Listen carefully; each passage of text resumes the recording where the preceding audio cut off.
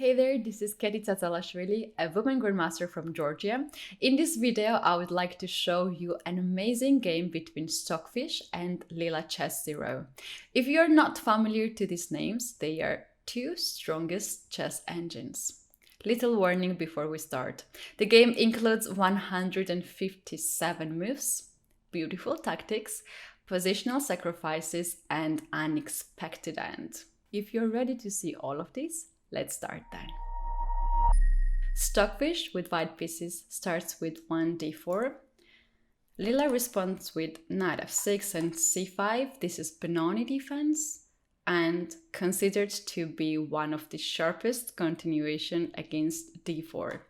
Here we have d5, the main line, and knight c3. Leela goes with g6. This is not a common move. Here usually black plays e takes d, c takes d, d64, and now g6. So what is the nuance here?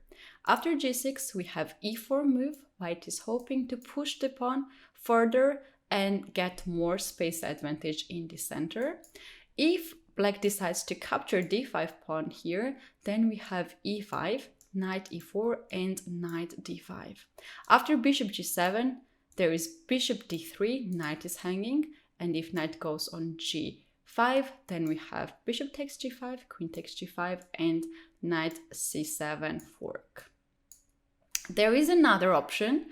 Instead of knight e4, if black goes d4, just hoping to trade more pieces, then we have e takes f, d takes c, and queen e2 check. King has no space to go. Black has to sacrifice a bishop. And of course, white will accept that sacrifice and will continue to play with extra piece. So e4 here should be stopped, and Leela decided to stop it with d6. And here we have normal developing moves. And at this point, here we have two ways to continue the game. If pawn takes from c to d5, here this is the Benoni structure where black usually tries to push a6 b5 and tries to start the attack on the queen side, also activate the bishop. White on the other hand tries to stop that attack with a4 and then break through the center with e5. In the game it happened e takes d5. This is symmetrical pawn structure, as you can see, with a little bit space advantage for white thanks to d5 pawn. After castle, here white goes h3. I like this move because this move limits the bishop on c8. As you can see, there is no square for bishop on g4, neither on f5, neither on e6. There is only one square for the bishop, and this is d7, but usually knight would like to occupy this square. If you think that how about b6 and bishop b7, usually Benoni player would never do that because this bishop will attack d5 pawn, which is well guarded by c4. So in the game we had rook e8 check, bishop e3, and here white sacrifices pawn. After castle, bishop takes bishop, pawn takes bishop, and this pawn is hanging, but this pawn is poisoned. So if your opponent ever dares to take that pawn, I will show you a beautiful trick and you can checkmate your opponent really easily. So after rook takes d3, queen d2, rook has to retreat back, and now we have queen h6. Soon you will see party over dark squares. Knight comes on d7, knight g5, beautiful move, attacks h7 and f7 at the same time, queen e7, willing to get a check and grab the bishop on d3. So here white blocks this idea with knight e4 and also distracts the knight from f6, which on the other hand guards h7 pawn. After e6 here, white has a beautiful tactic. I recommend you to pause the video and find this solution by yourself. Well, white here sacrifices the exchange on f6, knight takes, and the most important move here is rook a f1. this rook attacks the knight. e4, knight also attacks f6, so black cannot hold this knight on f6 anymore. And let's see, if knight takes knight, then we have a checkmate in 2 moves. Well, I hope you will remember this, and in case if your opponent is greedy and captures this poison pawn, you will win the game really easily. In the game we have queen e7. Now queen is willing to take the pawn with a check, e4, and queen c1 once again, aiming to get on the dark squares. Queen f4. This is a beautiful trap. Usually we would like to keep the queens when the king is exposed, but this is a trap now. If black captures the queen, we have rook takes f4, knight is hanging, knight e7, knight comes on b5. d6 pawn is hanging, and also knight c7 is a threat.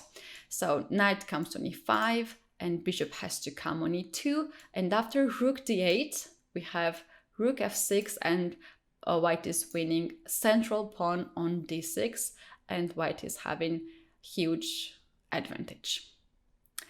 Coming back at the point where white played queen f4, now there is a pin on a file. Knight cannot move anywhere because f7 pawn is hanging with a check, so black has to play king g7. Knight comes on b5 once again with the same ideas. These two things are hanging, and black had to play rook d8, and now we have a positional sacrifice. And you can once again stop the video and find this by yourself. Well, white here captures knight d6. Let me know in the comments if you find this move. If black takes this knight with the queen, then we have e5, and if it takes f6, and this position is winning because d5 pawn is extra, f6 pawn is creating mating threats, and it is a very simple plan for white, just to get the rook on e7 and then maybe push f5, h5 even. So instead of this, here black captures the queen and then takes the knight. You might think that now white's move is e5. This is almost the automatic move, but this move in fact is not the best one, because after e5, knight captures the pawn, rook is hanging. When white captures the knight back, then rook takes pawn. Now bishop and the pawn are hanging. So after bishop c4, we have this variation, and you might think that this is a pin on the back rank. Black cannot get rid of this pin, and there is a very simple plan for white to get rook on d8 and win this free bishop. But it's not quite true, because after e6, black has a beautiful way to defend all the threats with bishop g4 sacrifice in many ways. So as you can see, this rook is hanging here in 2 ways. The bishop itself is hanging. For white, this rook is hanging, and this rook is hanging, and d5 bishop is also there hanging. So after all, here black has a big advantage, because you can spot here an extra pawn on c5. Well, this is not working, so instead of e5, here white plays a beautiful move, rook on f1. Just increasing the pressure on f5 and now willing to push e5. If knight goes back on e8, hoping to survive, then we have this beautiful line where black is losing material. Rook is hanging, and then if rook leaves d6, bishop will be hanging on d7. So this is not working, but instead of this, black here finds a beautiful way to defend it. So you can once again pause the video and find it yourself, or just follow me with this variation. So here black goes with bishop f5 sacrifice. There's no e5 anymore because d3 bishop is hanging, and if white takes the bishop, then g5, and black is trying to allocate all the pieces on the dark square, because white has light square bishop, and bishop cannot attack black's pieces. After rook e8, we have rook e2. It might be easier here to play if you keep two rooks on the board and to push the b4 just to try to open up b file and then to occupy this b file with both rooks. But instead here we have rook e2, and this position is considered to be equal because knight can come on d6, and we know that knight is the best piece to blockade the pawn. And at some point, white played a4 move, which is almost draw offer because when you close the queen side and the center is also blocked, there is only one way to break through, and this is on the king side, but that's not quite obvious. Why white played here a4? Because black wanted to play a4 by itself and then rook a7, just try to access in the first or second rank, and king can also be really active and to get into the queen side.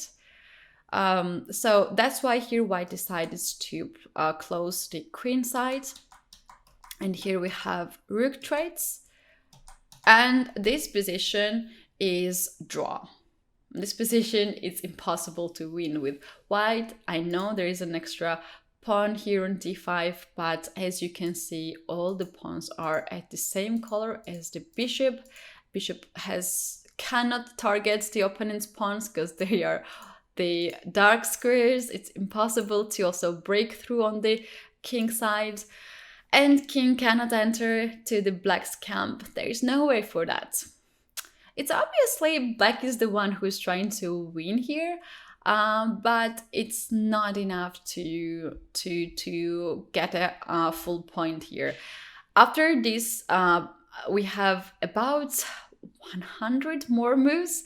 They played really fast, and I'll get you at the point where we might find something really interesting. They made many moves.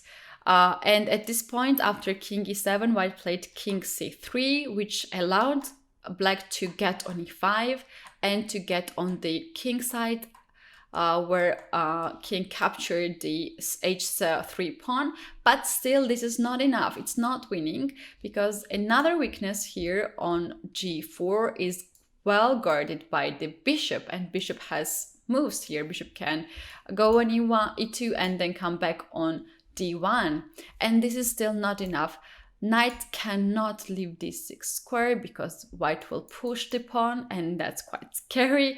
And there is only one chance if black pushes h5, and Leela did that, but it did not work quite well. So let's get that placed really quickly. So at this point, they made a lot of moves, and just because we have really limited time, I wanted to show you very important moments, and we will get really nice endgame here. So here we have some more moves, and h5.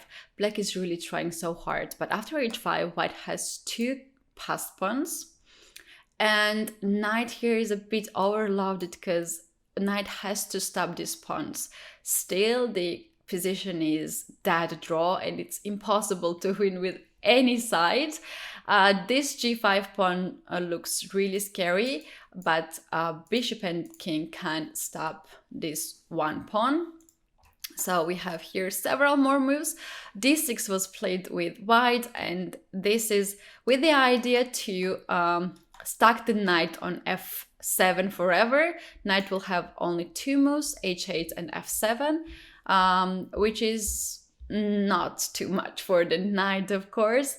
And now white is trying to make some more moves. Still, this position is drawn until the moment when black played a really bad move, and this is king g3. King g3 allows white bishop to be super active, comes on e4 and d5, and this bishop from d5 will limit the knight from f7. So instead of king g3 here, any move like king e3 or king f4, even knight h8 would make a draw, but king g3 is really bad move, even though it is quite hard to convert this position into win. And now we will see the technique, how Stockfish managed to do it. Bishop d5, now knight is pushed on h8 and knight has no moves anymore. And we're gonna see some manoeuvring here with the bishop and the king. And here black pushes the pawn down. Don't be afraid of this push. The pawn cannot go further because bishop also controls g2 square. And now white king got in front of the black pawn. And here we have several more moves where white is ready to start this walk for the king up to g7, and if king gets on g7, this is winning position for white. King f3, king h4, and don't be afraid of g2 pawn here, because after g2 we have bishop d5 check, bishop captures this, and white is just on time to get on g7, capture the knight and come back and then promotes, and this is winning endgame for white.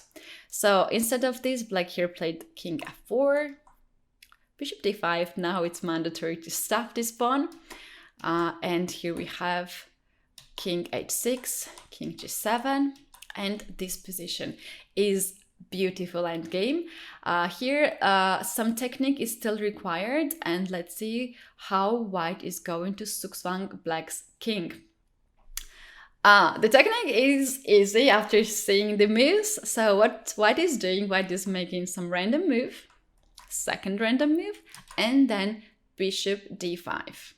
This bishop controls f7 square, so king cannot move anymore. King e7 is not considered to be the strong one, because after king g7, white is just it's impossible to stop h8 queen. So black has to push the pawn at this point, and once again random move, and bishop d5. Once again f7 square is taken, pawn has to be pushed, and same technique, random move, and bishop d5. Now black has to make a decision, either to leave f8 square or to push the pawn.